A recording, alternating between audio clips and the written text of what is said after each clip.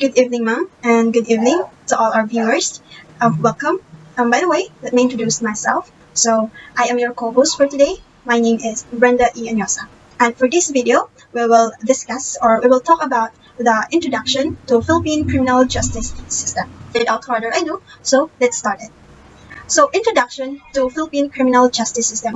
What is criminal justice system? So, the definition of the criminal justice system is the machinery which the society uses in the prevention and control of crimes. It may also refer to the totality of the activities of the law enforcers, the prosecutors, judges, and corrections panel, as well as those of the mobilized community in crime prevention and control. So, when we say criminal justice system, so when we say criminal justice system is the machinery. So when we say machinery, so those are the state of government which enforce the rules of the rules of conduct necessary to protect life and property and maintaining peace and order in our community. So muna gitawag siya machinery. Machinery is the instrument or the system that system tool that utilize the government. So, yung purpose is to enforce the rules of conduct. So, when we say rules of conduct, so what is rules of conduct, rather? So, rules of conduct, these are the written laws formulated and implemented by the government. So, muna siya ang rules of conduct. So, next is, in theory, criminal justice system is an integrated apparatus that is concerned with the following. So, na siya itawag apprehension, prosecution, trial, conviction, sentencing, and rehabilitating or correcting criminal offenders. So, muto ang iyang mga apparatus or iyang mga basihanan para sa paggama o criminal justice system, or when we say the step-by-step process of making criminal justice system para mahimo ang criminal justice system. For this, so mag-isgot na ta sa 5 pillars. So, 5 pillars are law enforcement, prosecution, the court, the correction, and last is the community. So, first is the law enforcement.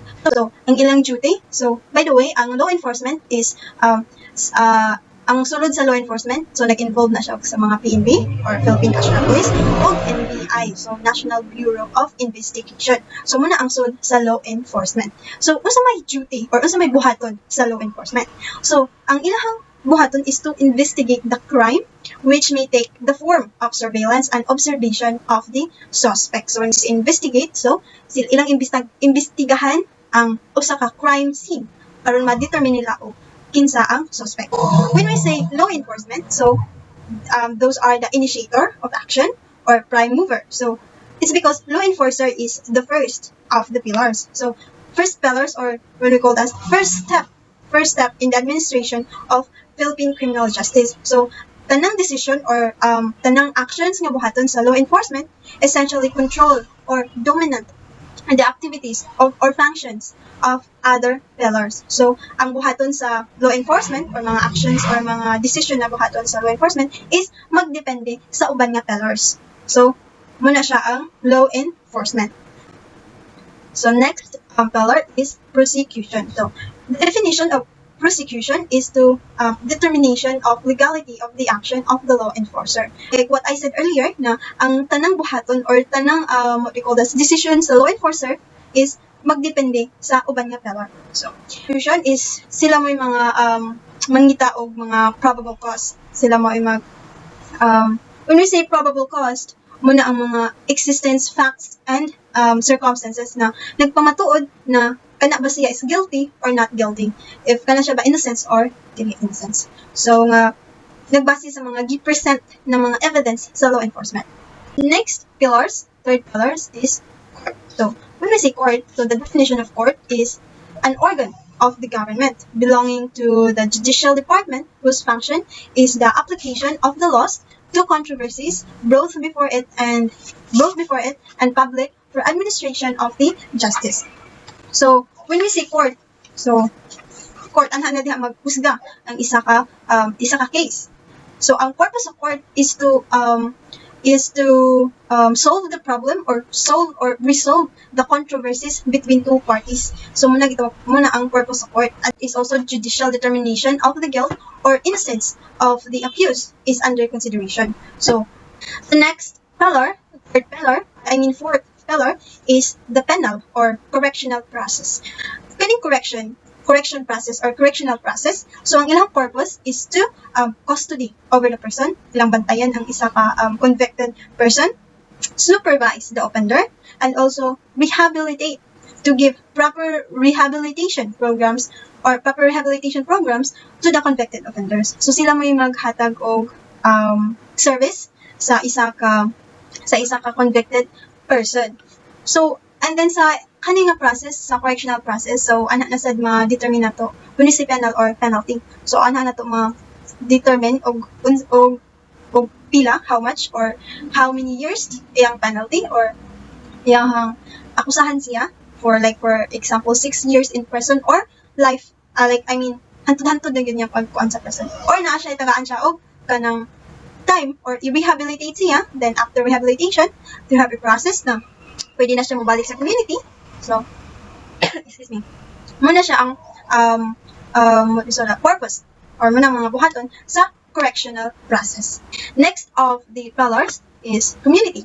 So, diha na na-involve ang community. So, manang gi-appeal man ang community, unsa may gikatabang na sa community. So, community definition is after the convicts have passed through the correction component, either unconditionally, they go back to the community and either lead normal lives as law-abiding citizens in their barangays or regrettable commit other crimes, and those go back through the same process stages of the criminal system. So, diha na na-involve ang community. Okay?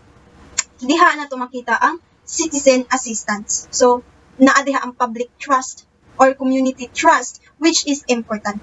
So, because citizen assistance, the fourth pillar, which is the correction process, so the government itself can handle effectively.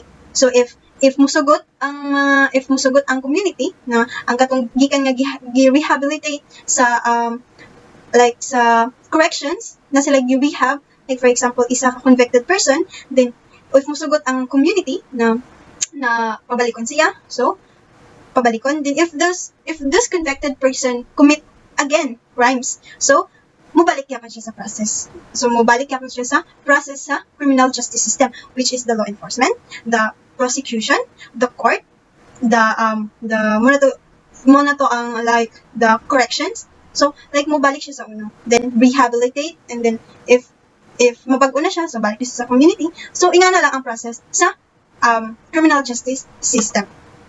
So, muna ang purpose sa community 5 pillars, or carry out their duties successfully through assistance or abiding of the helping of the citizen or the community. So, what is the goals of CJS or the criminal justice system? So, the goal of criminal justice system is to prevent crime.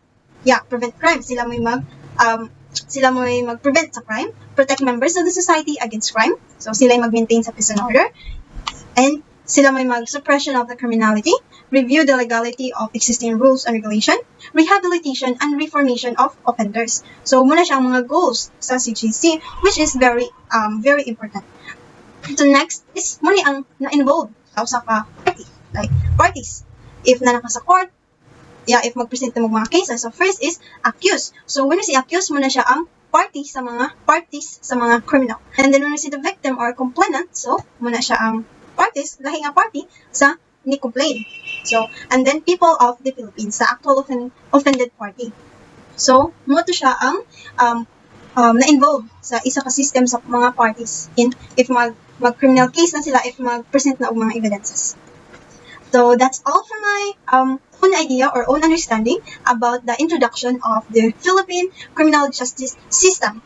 And once again, my name is Brenda Anyusa, and thank you for listening.